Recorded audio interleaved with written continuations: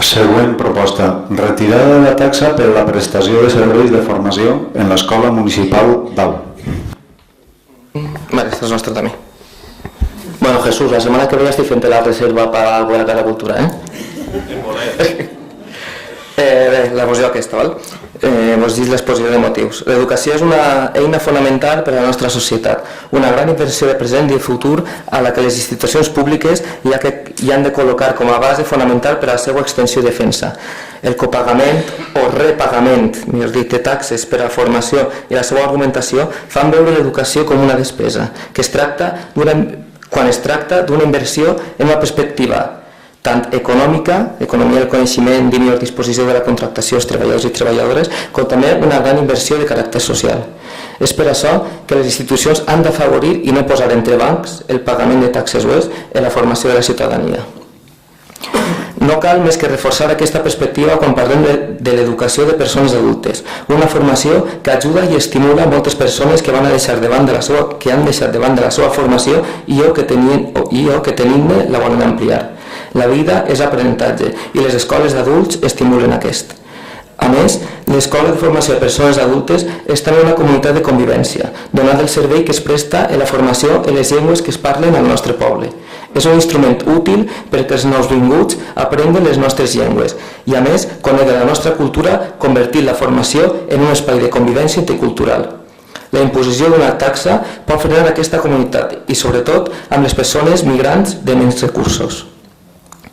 Des d'una perspectiva econòmica, l'EPA de Castalla està sufragada ja pels impostos de la ciutadania, perquè pagar per aquest servei suposaria un copagament, millor dit, un repagament. La ciutadania és prou adulta per entendre els recursos materials i econòmics que suposa l'existència de l'EPA per a l'Ajuntament i per al nostre poble.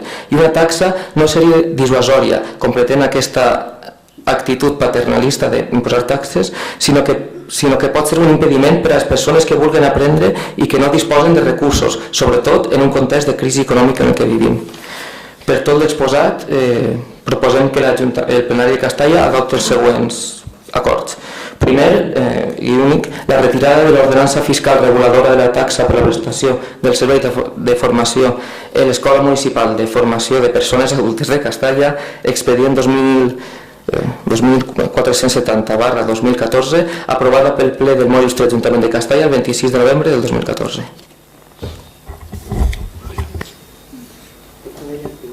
Pues tu, Maite.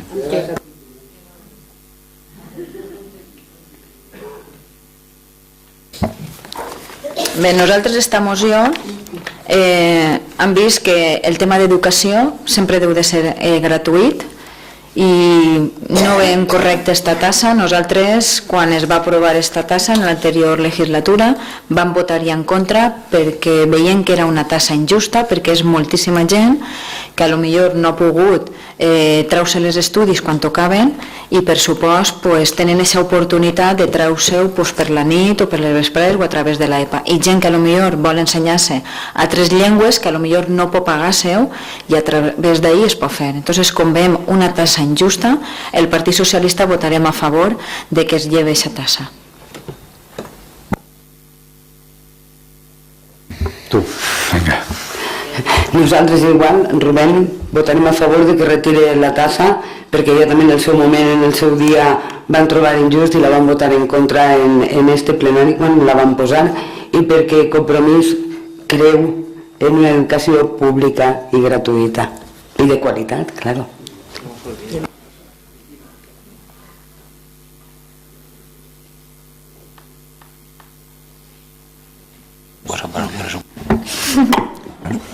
Cojo la palabra.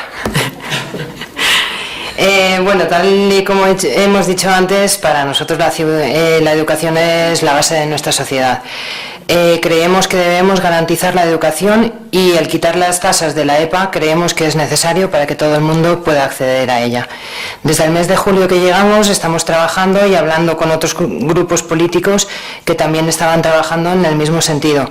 Se barajó la posibilidad de reducirlo aproximadamente a la mitad, pero finalmente vamos a votar para suprimirlas, ya que en el proceso de matriculación ha habido gente que no ha llegado a formalizar esa matrícula por temas económicos y nos sentimos en la obligación de eliminar todas aquellas barreras que puedan dificultar el acceso a la educación a gente con pocos recursos econòmics.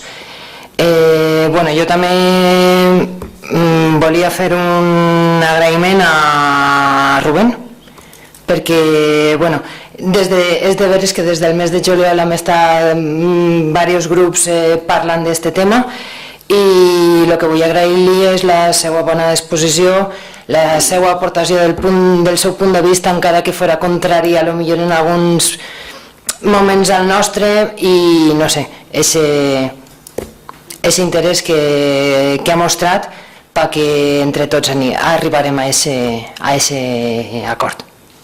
Gràcies. Wences. Bé, nosaltres en aquest punt anem a estendre-nos en esta moció. Entenem les raons que ha exposat dels diferents grups, però també nosaltres en el nostre moment la vam col·locar i l'argumentació la van donar en aquell moment.